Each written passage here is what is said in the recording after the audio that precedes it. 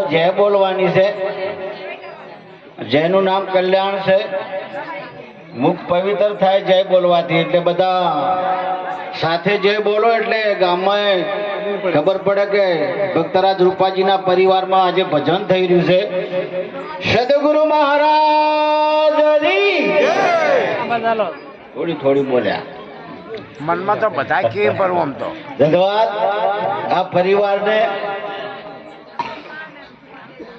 કે આવો જે નિર્વાણ તિથિનું ભજન એમને ધનનો સદુપયોગ કર્યો અને આવો ધનનો સદુપયોગ કરે અને કોઈ ધન ફૂટતું નહીં. રૂપિયા વાળા તો ઘણા કરોડોપતિ હોય લાખોપતિ હોય પણ સતના માર્ગે જે વાપરી શકે છે એને કોટી કોટી વંદન છે. અને આજે રૂપાજીના પરિવારે આ સતના માર્ગે ધન વાપર્યું છે. સંતોને તેડી એમના પગલા કરાયા. સંતના પગલા જ્યાં જો થાય જીવન ધન બની જાય. અવસર અણમૂલો કહેવાય. અવસર અણમૂલો છે એટલે ઘણી બધી વાણી હમણાં બોલાણી. અમારે 4 વાણી આલી હમણાં વાણા ભક્ત મંડળ બધા ગવાઈ અને 4 વાણી. બાપુને કીધું એક વાણી સત્સંગી ના વાણી નહીં બોલવી. સત્સંગ કરો બધું સારું છે. આપણે ફરજ પાળવા વાળો ને જજની ભૂમિકા પર હોય એ કેમ કરવું પડે. એ ઘરધણીના કહેવાથી અને ઘરધણીના ભાવથી અને આ સંચાલન આપ્યું હોય બરાબર છે. ધન્યવાદ છે. ગાના બજાના લોક રીજાના એવું કબીર સાહેબે કીધું. પણ સમજણ ના ઘરમાં વાણી એક એક આપણને છોનકા કરે છે. એક એક વાણી સોને એક એક શબ્દ વાણી સોનકા કરે છે. એના ભજન શેના માટે રાખ્યું છે કે કોક જીવનો ઉદ્ધાર થઈ જાય અને એને શબ્દ લાગી જાય અને સતના માર્ગે વળી જાય. સતના માર્ગે એટલે ગુરુ ચરણે જાય.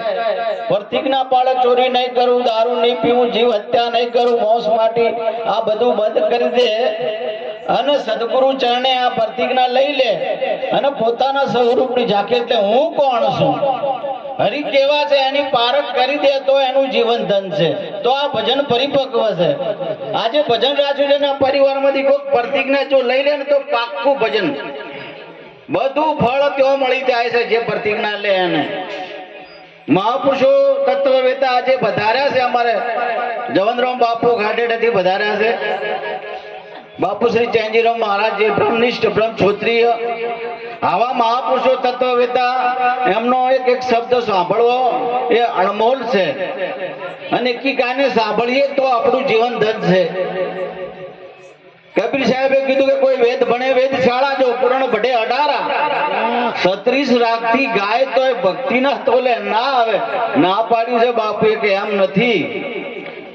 કોઈ શીખે સુણે વારંવાર ઉપનિષદ વચ્ચે સો ધારા. આખો સંસાર સપને ગુમાવી દે તોય ભક્તિના તોલે ના આવે. કોઈ ભગવા પહેરે બ્રહ્મચારી આ ઘરમાં ન રાખે નારી.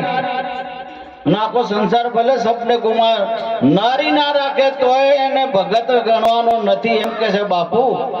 કોઈ હવાડા ભરે ગીકા ખોબલે કોડ પીરસાવે અને ઊંધા મસ્તકે લટકી રહે આટલી બધી તપસ્યા કરે તો એને ભગત નથી ગણતા બાપુએ એમ કીધું. એને ભગત ના કહેવાય.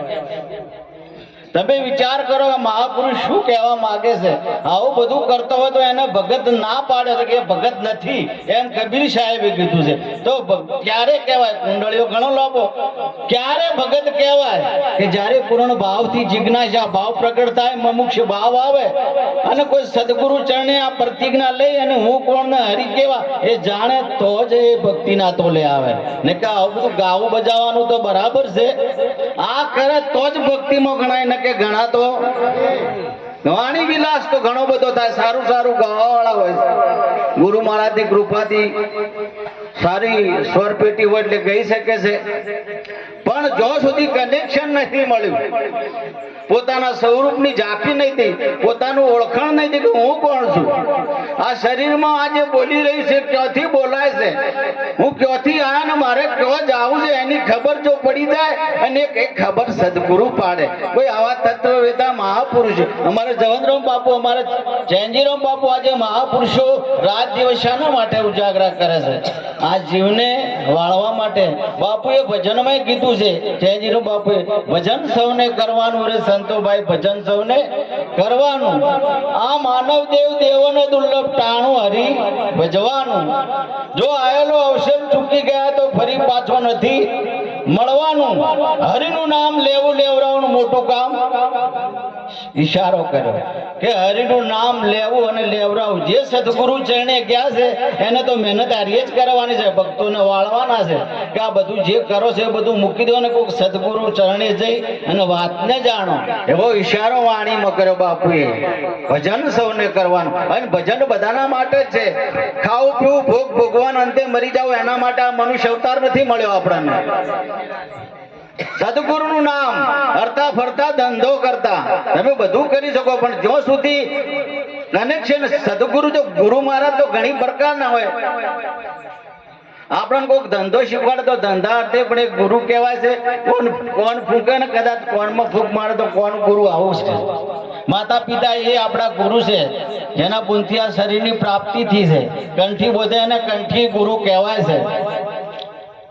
અને અક્ષર જ્ઞાન આપે એને શિક્ષક કહેવાય છે. જે પણ સાતમા સદગુરુ જે પોતાની એને સત કીધું છે. કેવા કીધા? સત. સત સિવાય બીજું કોઈ હોય નહીં. રાજકારણમાં વાત ચાલતી હોય તે ભાષણ કરે, એને ભાષણ કહેવાય. ને આ બધી સતની વાત છે, સત્સંગ કહેવાય. સત્સંગ સિવાય એટલે સતની જ વાત આવે અને ગુરુ મુખથી બોલાય. હાલ જે કંઈ બોલાયેલું છે ગુરુ મુખથી બોલાય છે. પરાપારથી આવે વાણી. ગુરુ મુખથી જે વાણી આવે ને સત્ય જ હોય અને સતના આધારે આ ભક્તિ ટકી રહી છે. ભક્તિ વિવેકની છે. વિવેક આવે સદગુરુ ચરણે જઈએ એટલે પરિપક્વ આપણને વિવેક આવે. વિવેક આવે તારા જ આપણું ભજન ધન બની જાય. માટે સદગુરુનું શરણું નહીં સ્વીકાર્યું.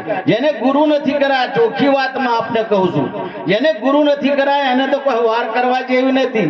તો જ પરિપક્વ ભજન થાય, તો જ તમારું જીવન ધન બનશે, તો જ તમને આ મનુષ્ય અવતાર મળે છે. મનુષ્ય અવતાર મળે એડે ના જાય એના માટે સદગુરુનું શરણું સ્વીકારવું પડે છે. અને સદગુરુનું શરણું સ્વીકારો તો આપણું જીવન ધન માટે છે. માટે સદગુરુનું શરણું નથી સ્વીકાર્યું એને કોઈ વાર કરવા જેવી નહીં. કોઈ તત્વવેતા મહાપુરુષ જોડે જઈ અને વાતને જાણી આપણું જીવન ધન બનાવીએ એ આપણી ફરજમાં આવે છે. ધન્યવાદ આ પરિવારને કે આવો મહિમા 12 મહિના રાખે છે અને આપણા ધનનો સદુપયોગ કરે છે. આ પરિવારને એકવાર તાળીથી વધાવો. બધા જેને જેને સતના માર્ગે ધન વાપર્યું છે એને ધન્યવાદ છે. માટે બાપુ અમારે જવનરામ બાપુ છે, મારા જયંતિરામ બાપુ છે, સત્સંગનો વિશેષ લાભ આપશે. આટલું બોલી મારી વાણી વિરામ. બાપુ સદગુરુ મહારાજ જય. વાહ.